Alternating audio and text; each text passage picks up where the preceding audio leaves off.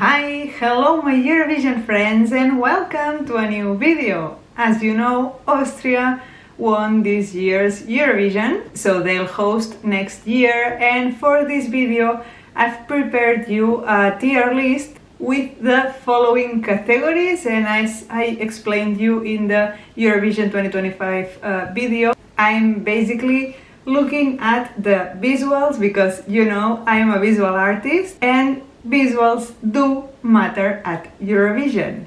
So I'm focusing on visuals, graphics, props, choice of colors, camera work, lights, all that stuff. And I'm basically looking for consistency. So with no further ado, let's get into it. LED screens were introduced in 2004, so this will be my starting point. They're really sweet and cute, one of those boy bands from my childhood, and the atmosphere was beautiful, but if you don't know German, you don't have a clue of what the song is about. It's a love song and it was as easy as adding some hearts in the LED and not just stars. But I'll say it was okay for being the first LED experience. This one has surprised me a lot. It's a funny and joyful entry with more details than it seems, I must say. We have the same visuals throughout all the song, this film tape, and it gives me this cinematic feeling of the young girl that arrives to a big city, you know, like arriving to America and dreaming of being a big star, singing and dancing. Although in this case she's from Cuba and arrives to Austria. But you know the feeling. And the lyrics are funny. They say that Austrians danced too slow, so she taught them and now they dance like Latin girls. Then she falls in love with a boy that yodels. You know this way of singing, so here they introduce us some traditional elements. We have a lot of Austrian essence in her outfit and the music as well. They were a typical Austrian folk band for what I understand.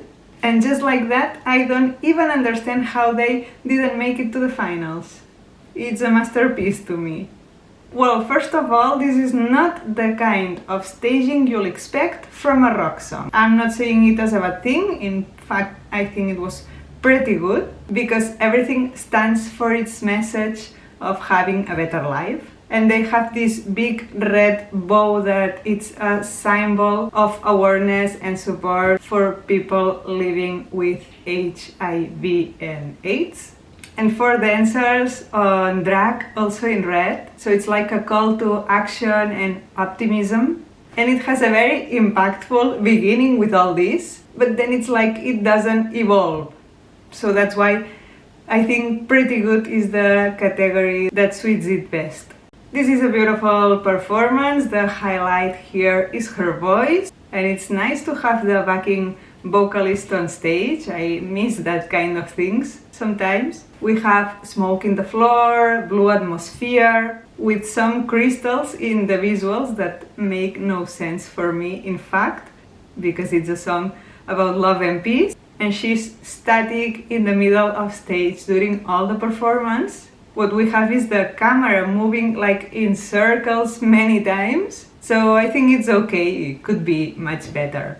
I did not remember this one and I find it one of the most unbearable songs in the Eurovision history, bordering the ordinary. And I want to put them in the wrong layer, but the staging is quite consistent with the song and I'll have to put it in pretty good basically for two reasons. First of all, they used pole dancing and I like that. I thought it was random, but it is not. In fact, it's in the lyrics. Well, because the song title translates as shake your booty. The song keeps repeating this all the time. It's like the booty is the center of the song. We even have this verse.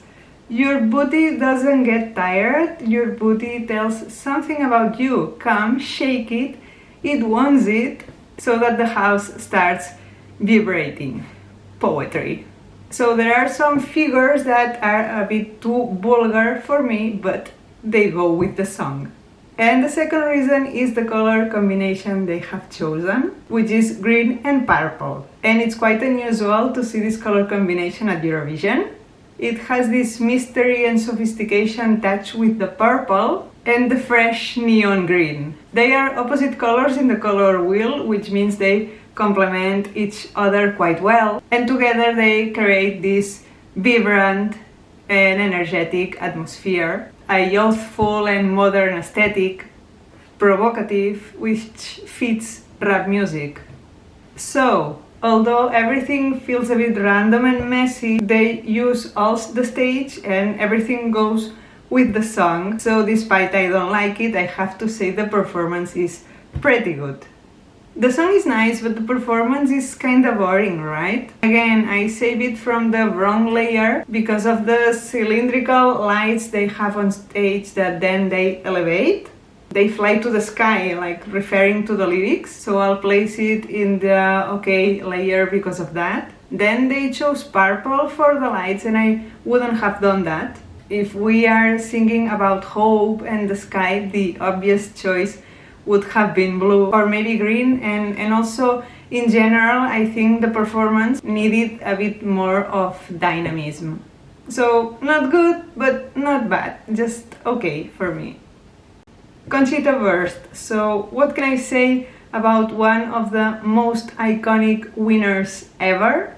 She's the reason I'm most excited for the next Eurovision. I'm sure we'll see her performing and hopefully hosting again. But I've rewatched the performance while preparing this video, of course, and again, what can I say? Goosebumps.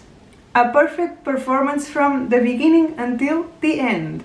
So polished, and I remember she didn't move around the golden atmosphere, but there are so many more details. That diva beginning with the light from the ceiling, the smoke, the drama, and she just as a silhouette, then to reveal the bearded woman, golden outfit, golden lights, sophistication, realness, beauty, you are mesmerized. It has a very good camera work, I have to say. A lot of close images of her highlighting her charisma and expressiveness. And the performance evolves, having some fire wings in the back until the final pyros matching the music. Just perfect. I thought in ways to improve it, but it probably would have been too much. I think it's just a masterpiece the way it is. Like with the perfect balance of camp, elegance, and emotion.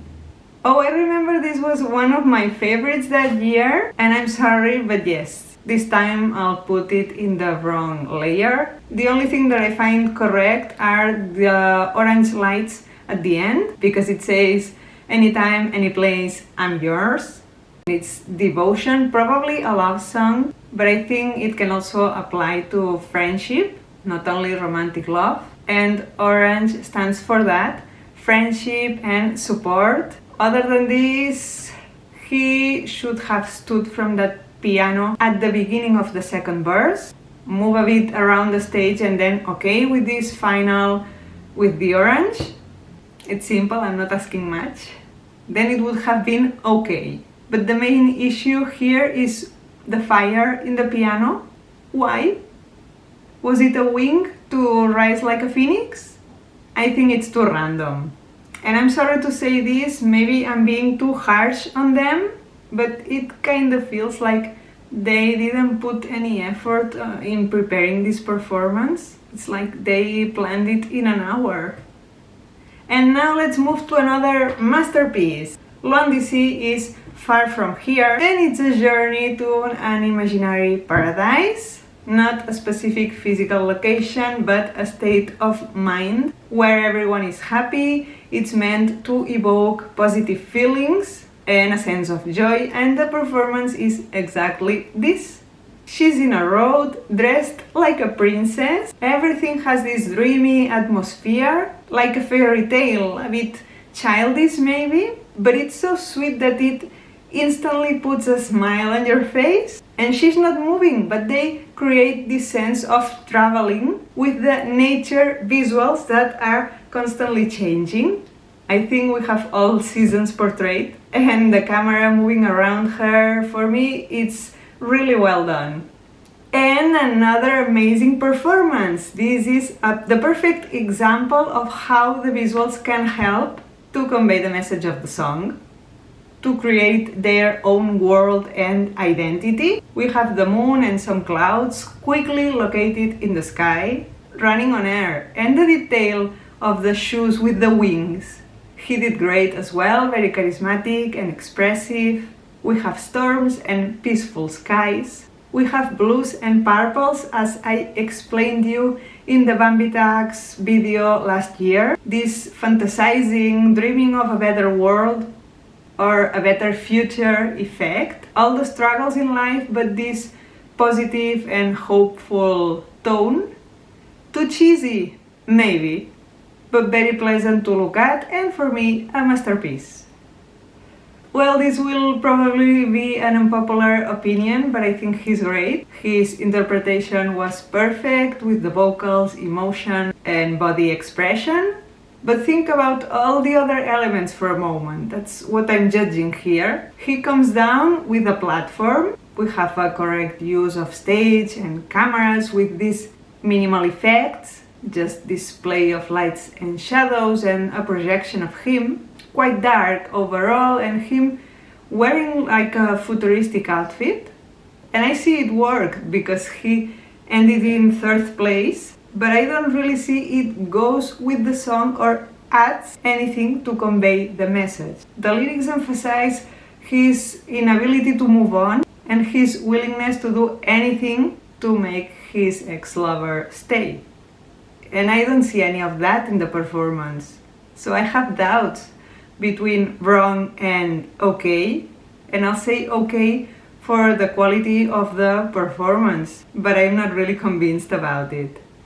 Well, Pænda's performance was pretty good. It's a song about introspection, about recognizing and accepting our own limits, about mental health. So of course the staging had to be intimate and minimalistic, as it was. It was quite dark and slow. I missed a bit more of light, a bit more of optimism, but it had a progression, so pretty good. A bit of the same applies here. Again, it had to be something intimate and introspective. They chose black and white again, with a bit of warm light towards the end. Just as Pænda, both very expressive as well, feeling every word they sing. Although, in my opinion, it works better here. We have some gorgeous images, and there's something spiritual in the use of lights that's perfect because we are in the funeral of a relationship. So for me, this was great. He should have qualified. The halo idea was great, the DJ table, the choice of colors is fine. The final minute was perfect with the lights, the energy and everything, but the other two were boring. Maybe they had to move a bit more around stage. I know they had to deal with the static sun issue that year, but still there's a lot of room for improvement. I'll put it in pretty good because the concept overall was fine and there are some good ideas here. I read somewhere that looking back, Teya thought that their staging was not good, and that surprised me because I remembered I enjoyed their performance. But now that I've rewatched it, I think there's a big issue that could have been easily improved. But still, since the beginning I thought this was a really difficult song to stage. Due to its message, this is basically a critique to the music industry, right? And made it in a humorous way. We have the 0.003 reference. Edgar Allan Poe appears at the beginning and at the end of the performance. The end is my favorite. But then it's true that most of the song, what we have in the background, are dancers' projections. And here is where I think they could have used more images related to songwriting or Edgar Allan Poe's Ghost. Don't get me wrong, for me the performance was dynamic and they were expressive and funny, But now Tommy Cash's performance comes to my mind and makes me think that maybe they could have taken it further and do it more theatrical, and maybe it could have worked better. But we'll never know. As for the choice of colors, they clearly chose Teya's colors. I think that's the main reason they used red, black and white. And I think that for the message, they could have used any colors, but I don't see it as a bad choice because it's a sign of identity. So I think I'll leave it in pretty good. Now, this is a rave, so we have neon lights, check. Rave atmosphere is created. They went for the blue and pink color combination, which is futuristic and joyful, and her outfit also matched this aesthetic. But it appears to be a risky combination for Eurovision. You have a video about this. Plus we had a dress reveal, great choreo, use of stage, camera work, and use of light that create all these different stages. If you remember, the verses are different than the chorus, where they use like silhouettes in the dark, like in slow-mo. So high energy as well, and everything with a touch of sophistication. We ram di dam dam what? It has memorable images and moments. So I was about to say great, but in fact I thought I don't see anything that has to be improved, so it goes to the masterpiece layer. It's perfectly executed within its genre. And well, another masterpiece, I already ranked this in the Eurovision 2025 tier list, and I still have goosebumps every time I watch the performance. I never imagined they'd do this in black and white. I assumed it would be in blue with all these water references, and maybe that's the key that makes it so emotionally impactful, because I think it makes it more dramatic. To me, every frame, every millisecond of this performance is perfect, so full of details, and then his voice and the progression until that final climax. A perfectly told story, a very deserved winner. So we've reviewed 20 years of the Austrian Eurovision history, and I've only found one wrong stage concept. And that's a thing I also noticed in my first reaction to all songs. Austria has presented at Eurovision since 1957, I think, that with some little exceptions that I think I could count using only one hand, Austria tends to send good songs. Both in terms of music, the song, the voice, and the performance. Maybe they're not usually the most impactful, maybe they tend to play safe, but I also have the feeling they tend to send quality. And I found 6 masterpieces in recent years. That's not bad at all, right? Or at least is what I think. Now it's your turn. Tell me in the comments if you agree or disagree with my ratings, and which country would you like me to do next. Thank you so much for being here. If you have enjoyed the video, don't forget to like, subscribe, and see you in the next one. Bye bye, take care.